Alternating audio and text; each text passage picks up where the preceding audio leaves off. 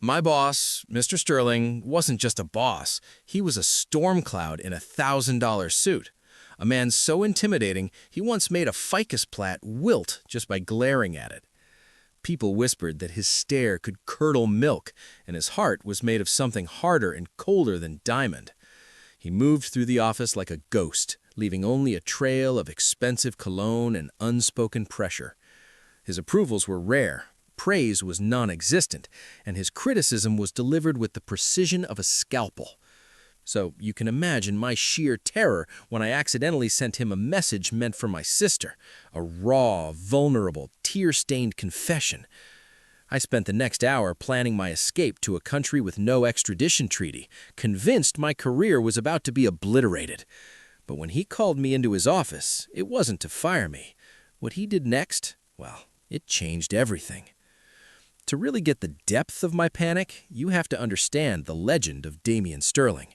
He wasn't just the CEO of our multi-billion-dollar tech firm, he was its architect, its ghost in the machine. He was a myth before he even stepped off the elevator.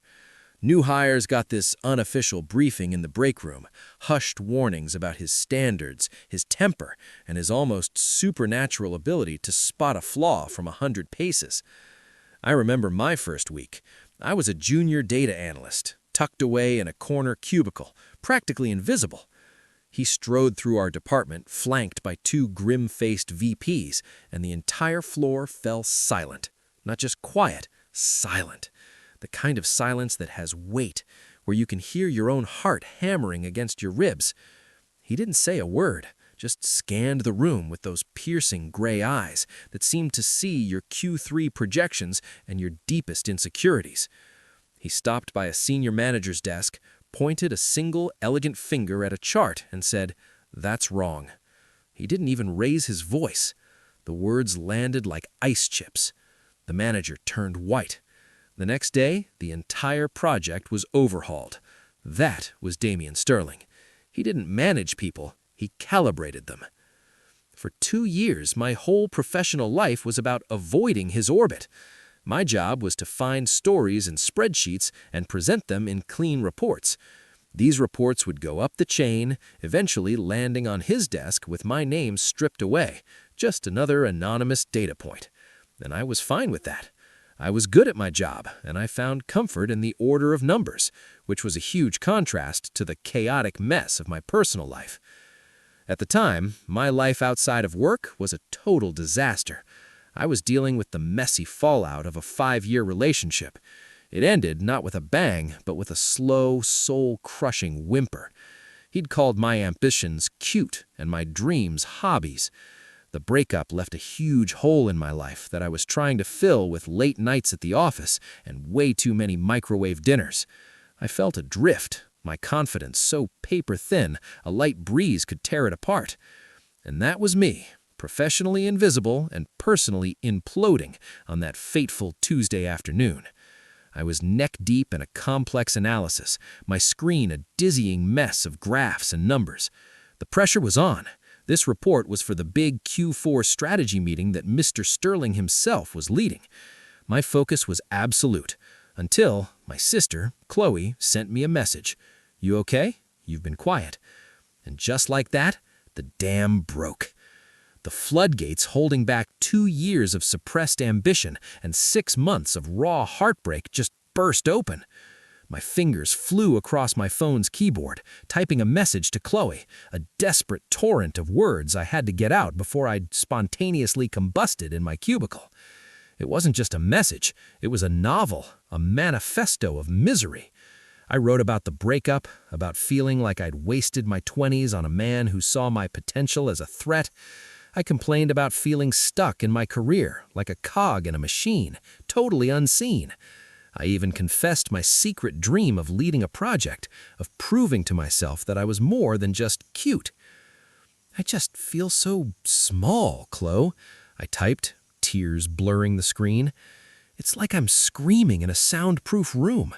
I pour everything into my work, but what does it matter if no one sees the person behind the data?" He made me feel like my dreams were foolish, and now I'm here, being so careful and quiet, and I wonder if he was right. I just want, for once, for someone to see me and think, she's got something. I don't know how much longer I can keep pretending I'm okay with being invisible. It was raw, embarrassing, and a complete emotional meltdown in text form. And it was meant for the one person in the world I could be that vulnerable with. Just as I was about to hit send, a notification popped up on my work monitor. It was from him, a single, terrifying message in the corporate chat. From Damian Sterling. Status? My heart leapt into my throat, his typical, brutally efficient communication. I scrambled, my mind still half drowning in my emotional rant. I quickly typed a professional reply. The preliminary analysis is complete. Finalizing the executive summary now. Should be on your desk within the hour. And then it happened. The slip-up that would change my life. In my flustered state, juggling my phone and my work computer, I somehow copied my entire soul-bearing monologue, and with muscle memory from thousands of work messages, I pasted it, and I sent it to Damian Sterling. For the first 10 seconds, I had no idea what I'd done. I sent my professional reply to my sister and hit send on the wrong window. My brain finally caught up just as the status under that giant wall of text in his chat window turned from sending to delivered, then to read. Time stopped. The hum of the office AC roared in my ears. I stared at the screen, at the blue checkmark of doom. He had read it, all of it. The part about my ex, the part about feeling invisible, the part where I was on the verge of tears. My first coherent thought was, I can run. My second was there is no country far enough away. This was a career-ending supernova of a mistake. You don't show weakness to Damian Sterling. You don't show emotion. You definitely don't accidentally send him your diary. Accidental text stories are a common trope in fiction, but in my reality, it felt like a career death sentence. I frantically searched for an unsend button, my hands shaking so badly I could barely control the mouse. But it was a corporate system. There was no unsend. It was out there, a digital monument to my foolishness. I squeezed my eyes shut, my face burning with shame. What would you have done? Pretended it was a virus? Or just started updating your resume? I was leaning heavily toward the latter. I was so fired. The next 60 minutes were the longest of my life. Every email chime, every footstep sent a jolt of adrenaline through me. I was a cornered animal, just waiting. I rehearsed my apology, my resignation, my plea for a quick termination. Then the email came. The subject line was 3 words that felt like a guillotine. My office, now. My blood ran cold. This was it. I stood up on legs that felt like overcooked spaghetti. As I began the long walk to his corner office on the 30th floor, the walk of shame, I could feel everyone's eyes on me. They didn't know the details, but a summons from the top was never good news. His office was exactly what you'd expect, vast, minimalist, and with a panoramic view that made you feel like you were on top of the world, or about to be thrown from it. He was standing by the floor-to-ceiling window, his back to me. His charcoal gray suit probably cost more than my car. "Close the door," he said. His voice was calm, which was somehow more terrifying than yelling. I closed the door, the soft click echoing in the huge room. "Mr. Sterling, I am so sorry. That message, it was a mistake. It wasn't for you. I will pack my things immediately." He turned around slowly, his face a mask of cool neutrality. He was holding his phone. My mortifying message was on the screen. I braced myself for the verbal beatdown. But it never came. He placed his phone face down and gestured for me to sit. "Ilara," he said, and hearing my first name from him was so strange it took me a second. He leaned forward. "The user engagement report," he said, his voice quiet. "You identified the drop-off in the 18 to 24 demographic as a monetization issue, not a content issue. Everyone else missed that." I blinked, totally confused. Yes, the data suggests they're churning at the first paywall." He nodded. "It was an insightful analysis." My mind was spinning. Was he praising my work right before he fired me? What kind of cruel game was this? Then he did something that truly shocked me. He broke eye contact, looking down at his hands. For the first time, I saw a crack in the marble facade. "My first startup failed," he said softly, "spectacularly. I was 26. My partner, business and personal, told me my ambition was unrealistic. When it all fell apart, for a long time I believed she was right." He looked back up at me, and his eyes weren't cold anymore. They were knowing. He was referencing my message. The part about my ex, about my dreams being called foolish. He wasn't mocking me. He was relating to me. He didn't mention the message directly again. He just said, "The report. I want the final version by 9 a.m. tomorrow." And that was it. I was dismissed. I stumbled out of his office in a complete daze. He hadn't fired me. He hadn't yelled. He had taken my moment of total vulnerability and offered a tiny piece of his own. This wasn't romance, not yet, but it was a seismic shift. The most feared man in the company had seen me at my absolute lowest and had chosen to see my strength instead. I walked back to my desk, not feeling fired, but feeling seen for the very first time. The days that followed were surreal. I was living in a new reality where the monster in the corner office had a human face. I threw myself into the report, delivering it at 8:59 a.m. the next morning. An hour later, I got a one-word reply. Good. From Damian Sterling, that was basically a sonnet. But something had fundamentally changed. Before, I was invisible. Now, I felt hyper-visible. The fear that once defined our dynamic was being replaced by a confusing, crackling curiosity. I started noticing small things. In the past, he'd look straight through me in the hallway. Now, his eyes would meet mine for a split second. A tiny acknowledgement. At the big Q4 meeting, he presented my findings. When a VP tried to challenge the data, Mr. Sterling cut him off. "The analysis is sound," he said. And for a fleeting moment, his gaze found mine across the packed room. He was defending my work, publicly. My brain told me to be cautious.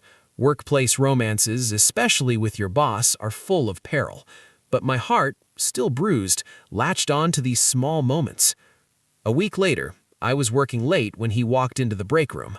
I'd never seen him get his own coffee before. "Working late, Miss Vance," he observed. "Just wrestling with some data, sir," I managed. He got a water from the fridge, then paused. "I was reading an article on behavioral economics. It made me think of your report. Our users don't feel like they own their experience on our platform. That's the problem." I was stunned. We stood there for 10 minutes under the harsh fluorescent lights and had a real conversation. Not as a boss and subordinate, but as two minds tackling an idea. As he was leaving, he paused. "You should get some rest, Alara. The data will still be there tomorrow." He used my first name again. My heart did a stupid little flip. I knew I was in dangerous territory. This is where things got complicated, where that line between professional respect and something more started to blur. If you've ever had a boss send you mixed signals, hit that like button and let me know in the comments what happened. I read every single one. A month after the infamous message, I was called into his office again. This time, I wasn't scared, just nervously excited. "Close the door," he said, and my stomach swooped. This was becoming our thing. "I'm greenlighting a new initiative, codenamed Project Chimera," he said. "It's a complete overhaul of our user personalization engine. High risk, high reward. I'm leading it myself, and I want you on the team." I was floored. "Me, sir? I'm just a junior analyst." "You're the analyst who saw what everyone else missed," he countered. "I don't care about titles. I care about perspective. Are you in?" Was I in? It was the opportunity I had literally cried about in my message. "Yes," I said, my voice full of more conviction than I'd felt in years. "Absolutely, yes." And so began the most intense 6 weeks of my life. The team was just me, a lead engineer named Ben, and Damian. We were set up in a secluded conference room that became our war room, its walls covered in algorithms and Damian's surprisingly elegant handwriting. The work was grueling. We worked 12, sometimes 14-hour days, fueled by takeout and a shared obsession. Ben was a genius, but it was Damian who became my true partner. We'd spend hours huddled over my laptop, debating data models. This forced proximity burned away the last of our old boss-employee dynamic. I saw the man behind the myth. I saw him get frustrated. I discovered his shockingly dry sense of humor. I learned he spoke fluent Italian and restored vintage motorcycles. He, in turn, saw me, my passion, my tenacity. He started calling me Ilara exclusively. He'd ask about my weekend and actually listen. The tension between us was becoming a tangible thing. It was in the way he'd hold my gaze a second too long, the accidental brush of our hands reaching for the same marker. It was in the quiet moments, late at night, when the work was done and we would just talk, the city lights twinkling outside.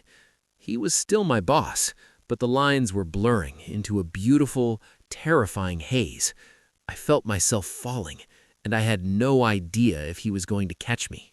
The day we launched the beta of Project Chimera, the results were instantaneous and exceeded our wildest projections. We had done it. That evening, the three of us celebrated with champagne. Ben laughed around 9, leaving Damian and me alone. The adrenaline of the day was wearing off, leaving a quiet, humming intimacy. "We did good work here, Ilara," he said, his voice low. "We did," I agreed, my heart thumping. The project was over. The spell would be broken. The thought was unbearable. He set his glass down and turned to me, looking vulnerable. "Ilara," he started, "do you remember the message you sent me?" My breath hitched. I tried to forget it every day. "Don't," he said, taking a step closer. "I've read it 100 times." My jaw dropped. "What? Why?"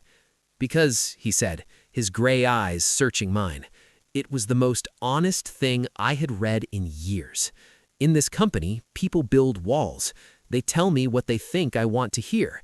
But you showed me your truth, your strength, your ambition, your heart." He was so close now I could feel the warmth from his body. "That first day in my office," he continued, "I told you about my first failure. I hadn't spoken about that to anyone in 15 years. Your message, it unlocked something. These past 6 weeks," he said, his voice thick with emotion, "working with you, seeing your passion, it hasn't just been about the project. All the subtle shifts, none of them were accidental. I was trying to find a way to tell you that I see you, all of you, and I haven't been able to stop thinking about you since the day you accidentally told me your secrets." He lifted a hand, gently brushing a strand of hair from my face. The touch sent a shiver through me. "I know the dynamics are complicated. I'm your boss. The last thing I ever want to do is make you feel pressured." "You don't," I breathed, finding my voice. "You make me feel seen." A slow, genuine smile spread across his face, transforming him. The storm cloud was gone. "Good," he whispered, "because, Ilara Vance, I think I'm falling in love with you." His confession hung in the air, both beautiful and terrifying. This wasn't a story where love conquers all with a simple declaration. This was real life, with real-world consequences like HR policies and accusations of favoritism. "Damian," I said, the name feeling both foreign and perfectly natural. "Damian, this is a lot." "I know," he said, his hand still on my cheek, "and we'll handle it, properly, transparently. But first," he leaned in, his lips inches from mine, "I need to know if I'm standing here alone." I looked into the eyes I once feared and saw my own feelings reflected there. I was done being invisible. I was done being afraid. "No," I whispered, "you're not alone." The kiss that followed wasn't explosive or dramatic. It was quiet, questioning, and deeply tender, a release of weeks of unspoken tension. It was the beginning of everything. We talked for hours, making a plan. We agreed to keep our relationship private for a bit, to figure out what we were without the pressure of office gossip.